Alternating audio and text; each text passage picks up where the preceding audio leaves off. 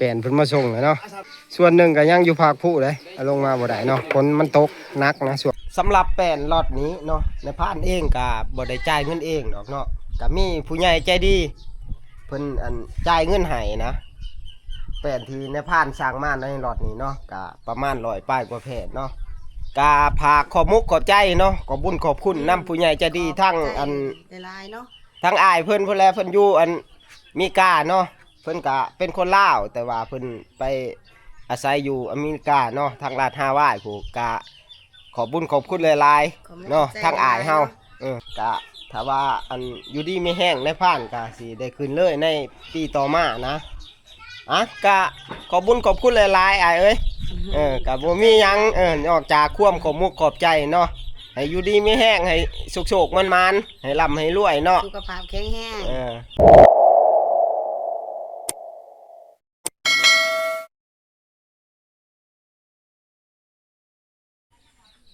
สบายดียามเช้าสบายดี FC เบิร์ดสุขุทุกคนเนาะต้อนรับเข้าสู่2,000จิตเช่นเก่าเช่นเคยทุกคนมื้อนี้ก็ยังบ่ทันได้ไปป่าเนาะเพราะว่าในพานเองนี่ก็ยังติดเวียกนะค่าเวียกเพราะว่ามื้อนี้ทางสร้างใหม่เพิ่นโทรมาว่าเพิ่นสิมาส่งใหม่เด้อันนึงก็ยังเวียกให้เวียกหน้านี่แหละทุกคนเฮ็ดหัวหน้าแน่มื้อนี้ทีมงานก็ว่าสิไปแหละมื้อนี้เพิ่นโทรมาชวนแหละเนาะไปทีมงานใหญ่มื้อนี้เพิ่นว่า10ป้ายกว่าชีวิตมาชวนในผ่านกันยังติดธุระก็เลยบ่ได้ขึ้นนำทีมงานนะพวกพันทองพันม่องเนาะขึ้นมื้อนี้แต่ว่าในผ่านก็ยังบ่ทันได้ไปดอกเคลียร์เวียกมันจบก่อนเนาะอันนึงก็ในผ่านสร้างแปลนเฮือนไว้เด้สร้างใหม่เพิ่นสิมาส่งมื้อนี้อยู่ไห้อยู่หน้าคือเก่าทุกคนมื้อนี้อยู่น้ำงัวน้ำควายนี่แหละงัวควายก็โอ้ยทุกคนเอ้ยมีแต่โตจ่อยๆนี่หญ้ายุ่งก็บ่ค่อยมีได้มันอึดหญ้าเพราะว่าเดินที่ว่าเฮาเลี้ยงควายนี่มันมีน้อยเนาะหญ้าก็บ่ค่อยเกิด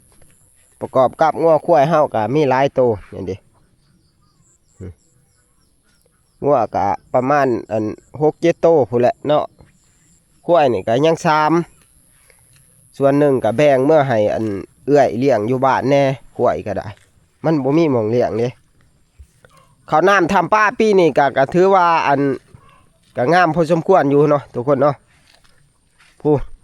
ส่วนนั้นก็คือข้าวหน้าหวานก็เขียวงามได้ตัวนี้ก็ข้าวหน้าดำเนาะกำลังขึ้นเด้ข้าวหน้าดำก็ได้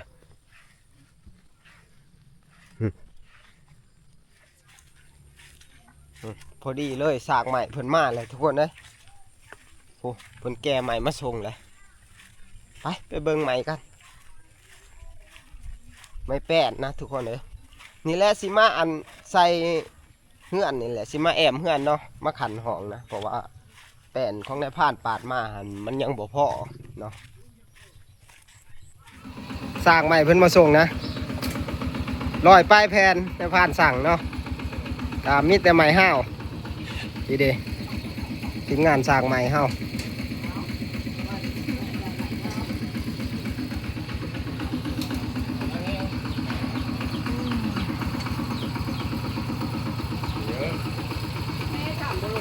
โอ้บุญง่วงจะได้ลูกพิงก็ไม่ลูกพ่อโอ้บรรทุกมาจากแผ่นแล้วนี่70 บ่75แผ่นทุก2 คันบ่เรามาเบิดซ้ำเอามาติผู้หันใส่จักแผ่นใส่ทำนี่แหละโอ้ทางมันลำบากหลายทุกคนเลยรถไถเฮาบรรทุกได้ซ้ำนี่ก็ว่าพอแห้งแล้วเนาะถ้าว่าเป็นรถใหญ่นี่บรรทุกบ่ได้เลยเนาะเพราะว่าฝนมันกระตกแน่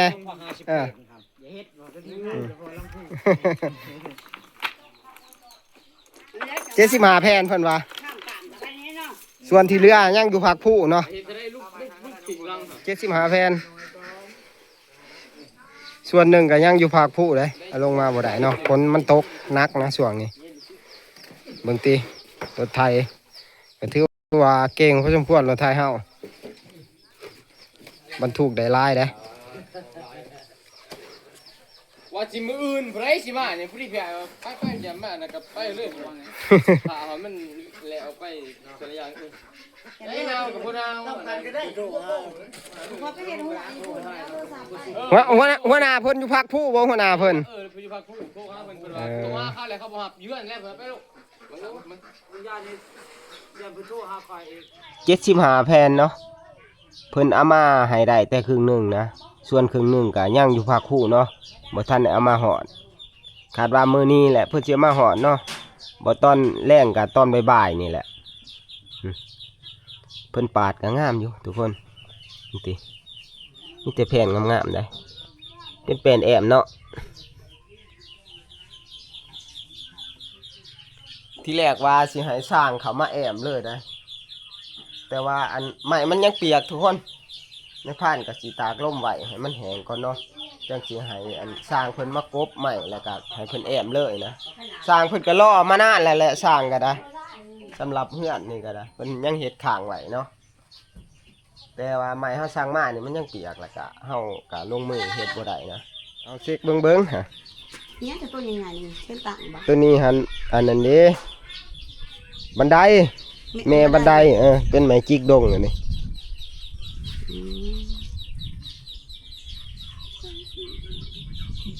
สิบ่ครบบ่เพิ่นนับมา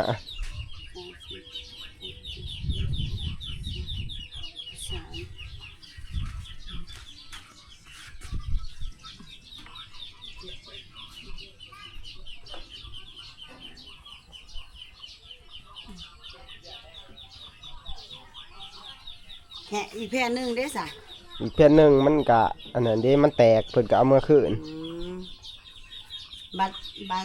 ตู้ส่วนที่เหลือนี่จะมาวันนี้บ่ แม่นตอนแรกเพิ่นแหละนี่ก็คือผักส่วนหนึงเนาะครึ่งหนึงหั่นแหละตอนแรกก็เพิ่นสิเอามาส่งอีกนะสำหรับแป้นล็อตนี้เนาะในพานเองก็บ่ได้จ่ายเงินเองดอกเนาะก็มีผู้ใหญ่ใจดีเพิ่นอันจ่ายเงินให้นะแป้นที่ในพานสร้างมาในล็อตนี้เนาะก็ประมาณ100ป้ายกว่าแผ่นเนาะกาผากขอบมุกขอบใจเนาะขอบบุญขอบคุณนำผู้ใหญ่ใจดีทั้งอัน ลายเนาะ ทั้งอายเพิ่นแลเพิ่นอยู่อันมีกาเนาะเพิ่นก็เป็นคนลาวแต่ว่าเพิ่นไปอาศัยอยู่อเมริกาเนาะทางลาดฮาวายผู้กะขอบบุญขอบคุณหลายๆเนาะทางอายเฮาให้ร่ำๆรวยๆให้อยู่ดีมีแห้งเนาะ ซอยเรือเนาะ ที่ว่าซัพพอร์ตในพานนะบัดนี้รอดนี้ก็คือสิพ่อแล้วแหละบัดนี้ยังเหลือแต่ตบแต่งเล็กน้อยหั่นแหละกะถ้าว่าอันอยู่ดีมีแห้งในพานก็สิได้ขึ้นเลยในปีต่อมานะกะขอบบุญขอบคุณหลายๆอ้ายเอ้ยกะบ่มีหยังนอกจากความขอบมุกขอบใจเนาะให้อยู่ดีมีแห้งให้สุขๆมันๆให้ร่ำให้รวยเนาะ สุขภาพแข็งแรงบัดนี้กะสิมารีวิวอีกเทื่อนึงนะว่ามันไปฮอดไซแหละ FC หลายคนกะถามมาว่าอันฮอดไซแล้วในพานเฮือนใหม่ของในพานฮะเนาะคือบ่เห็นรีวิวให้เบิ่งจักเทื่อ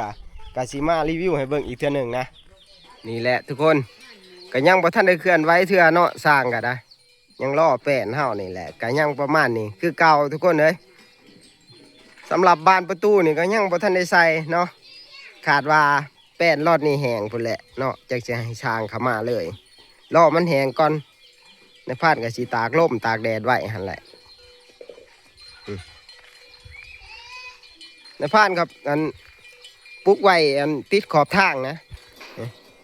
ขอบทางแดงเลยเนาะลูกใส่หน่อยก็ได้อยู่ติดกับทงไฮทงหน้าเนาะถ้าอยู่ในบ้านมันก็แออัดอยู่ใกล้ทงไฮทงหน้าก็สะดวกสบายหลายอย่าง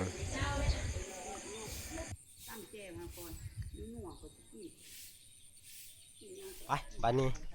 เดี๋ยวผ่านสิพาขึ้นไปเบิ่งเทิงเฮือนเนาะขึ้นไปเบิ่งเทิงเฮือนอีกรอบหนึง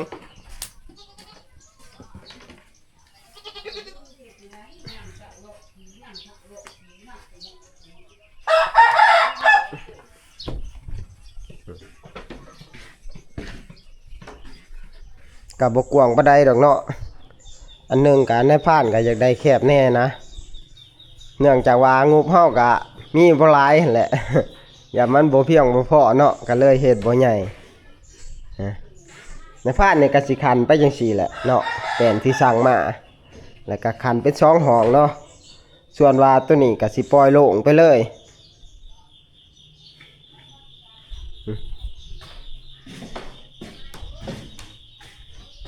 ก็มีแต่ขี่นก บุค่อยได้ขึ้นมากวดมันนะ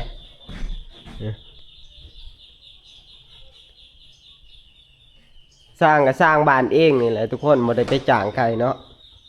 สร้างแอร์บ้านเพิ่นสูง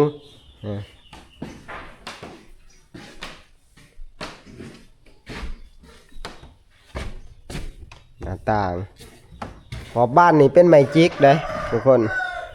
ขอบไม้จิกแล้วก็มีไม้แดงเนาะไม้จิกไม้แดงนี่แหละประมาณนี้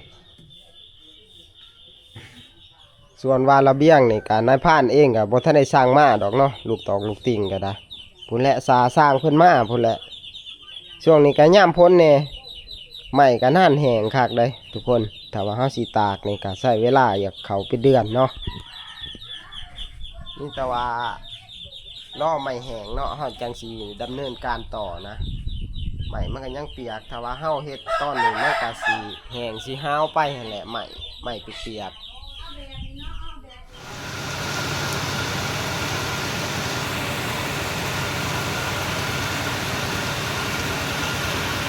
นี่เบิงทุกคนทีมงานคนหากินลุยแล้วบานนี้ พอดีเต็มรถฝนตกกับพายุคุณลุยอย่างไงเลยพาดท้องแท้น้ำทีมก็ได้ เอาฝนตกกับพายุบานนี้นี่เบิงนี่เปียกป้อนไปเบิดแหละทุกคนเอ้ย2 4 6 8พอดี10ชีวิตทุกคนเบิ่งตีนี่พาน้ำลุยฝนมาฝนตกกับพายุทีมงานเฮานี่ส่วนในพานนี่ก็บ่ได้ขึ้นน้ำหมู่เพิ่นดอกรอบนี่เพราะว่าฝนยังตกหนักอยู่ถ้าพังเบิ่งฝนเมืองพุ่นแหละสิตามหลังไปเนาะหน้าที่มันก็ได้ จังได๋ลุยเลยว่าเยอะนี่ฮะลุยไหลพาน้ำพาพ้นไปเรื่อยได้มื้อนี้ บ่ทากันนี่บ่ โอ้ มันเป็นมือคืนนะมื้อนี้ เจ้าตัวข่อยว่ามื้ออื่นสิไป ทีแรกว่าสิมื้ออื่น โอ้ เนี่ย ย วันนี้ลูกว่าบ่ได้ไปเวียงน่ะก็ได้ขึ้นมื้อนี้ เอาไปก่อนสะโศกมานเด้อ แม่ทับกุ้งกันชาขึ้นมื้ออื่น บางที่ข่อยกับมื้ออื่นคือกัน โอ้บ่ไปพร้อมกันบ่ ไปจังได๋เวียกยังบ่ทันได้แล้ว เวียงยังแหละ นี่แหละ ไปบ่ายนี้เฮามาสืบต่อเฮ็ดหัวเนาะเฮ็ดหัวหน้าเมื่อวานนี้ในพานเฮ็ดยังบ่ทันได้แล้วเด้ใส่ลวดน้ำเพราะว่าอันกันงัวกันควายนั่นแหละเนาะงัวเฮาก็ลายถ้าว่ามันขาดมันยังก็สิกินข้าวอันหน้าไก่ๆเขานี่นะเลยใส่ลวดน้ำไว้เมื่อวานนี่ก็เฮ็ดเบิ้ลมือเนาะบ่แล้วเทิงพังลักเทิงย่างลวดน้ำยังบ่ทันได้แล้วได้แต่3 เส้นเมื่อวานนี่มื้อนี้ว่าสิมาเฮ็ดให้มันแล้วเผาสิไปป่าฝนก็ตกคู่มือคู่เว้นฝนก็ได้อื่นแล้วก็เก็บหัวส่วนเราไปเก็บหัว เอาใหม่ หม้อนี่ก็บ่ข้าวกัน โอ้ยมันเดือดก็จะไปเจ็บหอยเจ็บมือก็ได้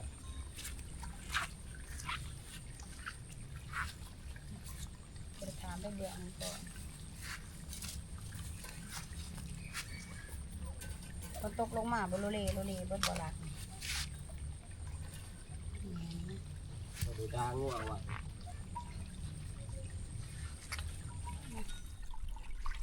ตึง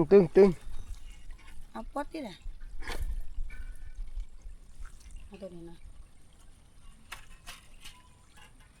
นี่บ่ ตึงไว้ บ่ได้เด้อกันย่านเนอะ ย้ำมาขอไหม ปักดากันเด้อตัวนี้เนาะได้บ่ ตึงไว้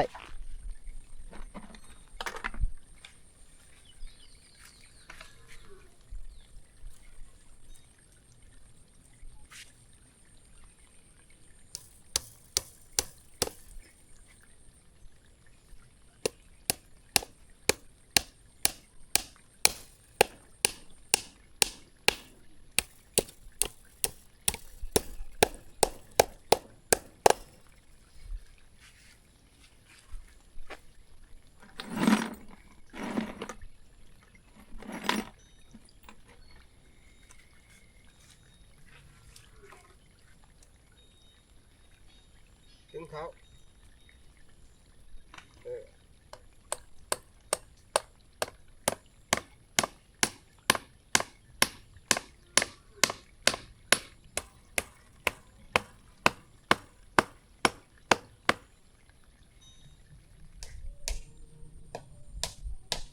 ไม่แย้มกับอันนั้นเบิดเลยสีเขามาลาย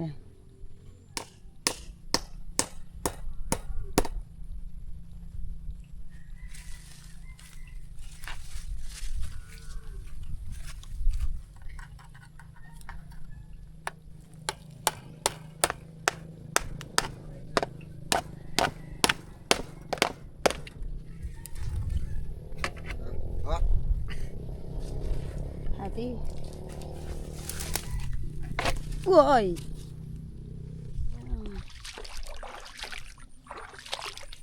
นี่คือสาเหตุที่เราหมัวเบิ่งนี่กล้วยกินเขาเขาเจ้า เมื่อวานนี่พอน้องมิ้วแล้วผูกบดี แม่นบ่มันเป็นตัวเองผูกบ่ เบิดหลายเติบทุกคนเบิ่งนี่ท่านบ่เฮ็ดหัวเนี่ยแหละบาดแต่รุดมานี่มากกระแทกได้เขาหน้าเขาเจ้านี่บัดนี้มันหายลูกมันสิขามไปได้ใส่ลวดน้ำเนี่ยนี่แดนเดือนเฮาสิเป็นเดินเนี่ยเฮาสิไว้ผูกกล้วยผูกหัวเฮาบ่ได้ซาวหน้าขึ้นมาเนี่ยหัวกล้วยลาย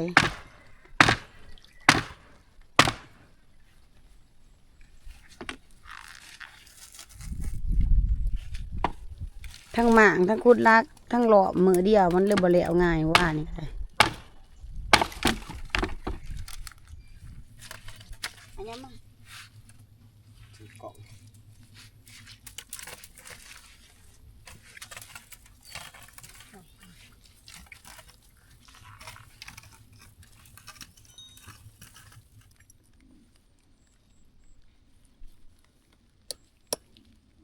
เข่ง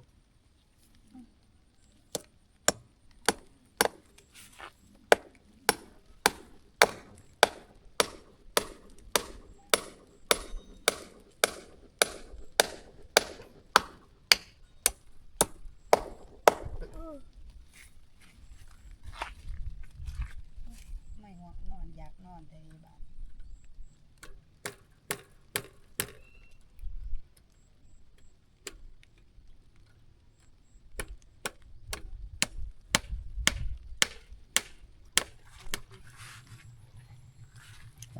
ถือว่าแล้วแหละทุกคนเอ้ยมาซ้ำนะเมื่อวานนี่กะในผ่านกะล้อมได้หลายแหละเนาะนี่เอาเบิดเลยวันนี้มาวันนี้กะบ่มีหยังหลายเนาะในผ่านเองก็สิปิดคลิปไว้เพียงเท่านี้แหละมีแต่ว่าไว้ถ้าเบิ่งถ่ายชมกันใหม่ในคลิปวิดีโอหน้านะก็คือคลิปไปป่าทุกคนสำหรับคลิปนี้กะสบายดี